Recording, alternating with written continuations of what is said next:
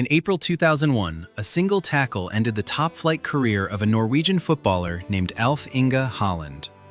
Roy Keane later admitted the challenge was deliberate, payback for an incident 3 years earlier. It remains one of the most notorious acts of violence English football has ever produced. Most sons of a wronged father grow up chasing payback. Erling Haaland grew up chasing something stranger: control. Because somewhere between that tackle and tonight, his father decided his son's body would never again be left to chance. And what you're looking at right now, the tape across his mouth, the glasses filtering out light before he even lies down, isn't a quirky bedtime habit. It's a system. Welcome to The Unseen Play. Every episode, we take apart the psychology, the routines, and the philosophy behind the world's most dominant legends and empires. Today, the making of Erling Haaland, a man who has turned his own nervous system into a competitive advantage. On paper, Haaland looks like pure genetic luck. 6'4", freakishly fast, built like he was generated in a lab. But that story skips the part that actually explains him. It starts in Bryne, a small farming town on Norway's southwest coast. Far from the glossy European academies, his father guided his early career with the precision of a corporate strategist. But to understand this corporate strategy, we have to look at the raw materials. Haaland is the direct product of two elite bloodlines. While his father provided the tactical aggression, his mother, a national heptathlon champion in Norway, gave him the explosive, fast-twitch muscle fibers of a track athlete. However, raw genetics only provide the hardware. The mind requires programming. Most parents of prodigies make a fatal psychological mistake: early specialization.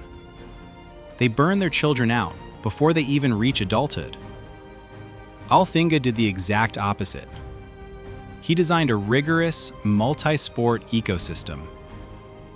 Before Erling ever focused solely on a football, he was competing in cross-country skiing, track and field, and most importantly, handball. Handball taught him something football couldn't. It taught a growing boy how to use his body as a shield against brutal defenders, reading complex aerial trajectories in a fraction of a second. In the rural isolation of Bryne, shielded from the toxic media noise, his psychological duality began to form. Under his first coach, Alf Ingve Berntsson, the environment deliberately rejected premature pressure. It was about pure, unstructured play. Reports from his youth describe a fascinating contradiction. Outside the pitch, he was deeply humble and respectful, a product of Scandinavian community values.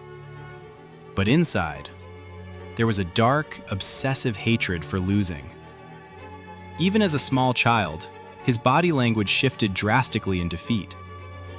If there was a last-minute penalty in a decisive game, Erling demanded to take it. Zero hesitation, zero fear of public failure. His coaches did something highly specific.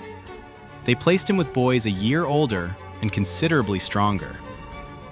For years, Erling was the smallest player on the field. He couldn't win with size, so he had to win with anticipation.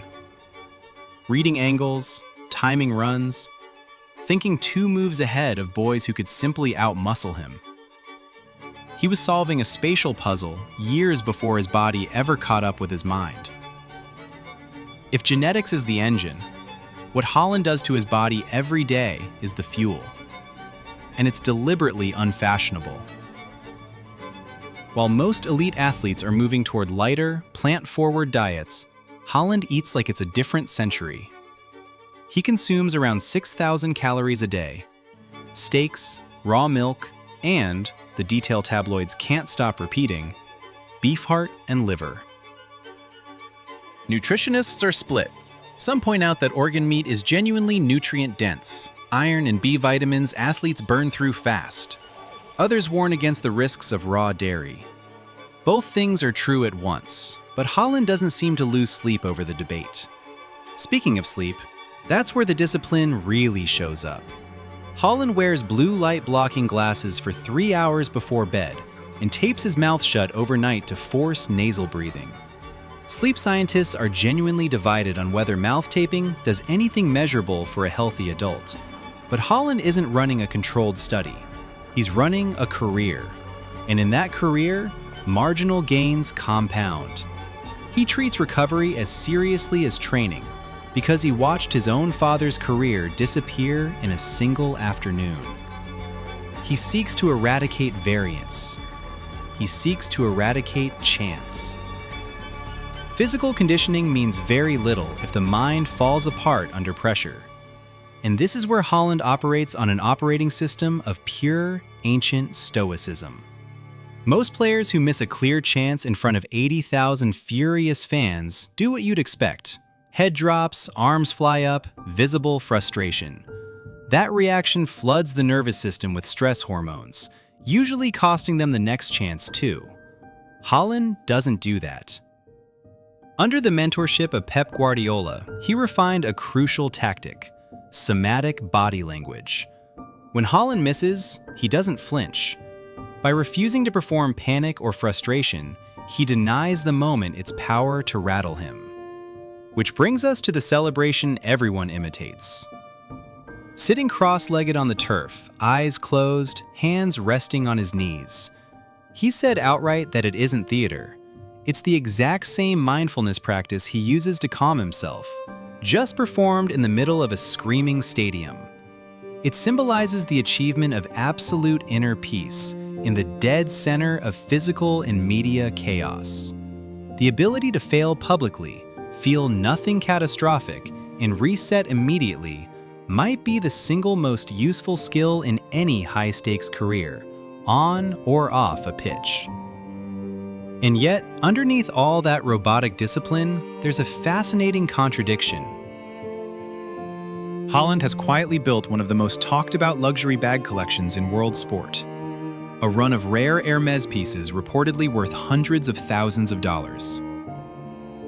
But his real anchor isn't luxury. It's home.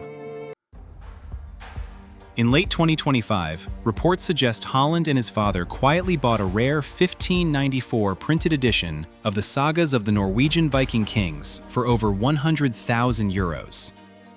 He didn't keep it in a glass case. He gave it to the library in Breen, his hometown, so anyone could walk in and read it. He wants people from his area to see themselves in the history being told. There's something genuinely Viking about that instinct. Not the plundering version pop culture sells, but the older idea of leaving a legacy behind for your people. None of this is luck. It's a father who refused to let chance touch his son's body twice.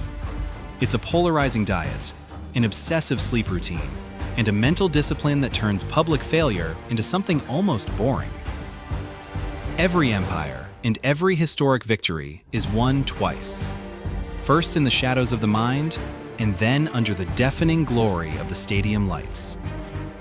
If you want to understand how the mind of a dominant competitor actually works, that's exactly what this channel exists to take apart. Subscribe. The next mind we deconstruct might surprise you.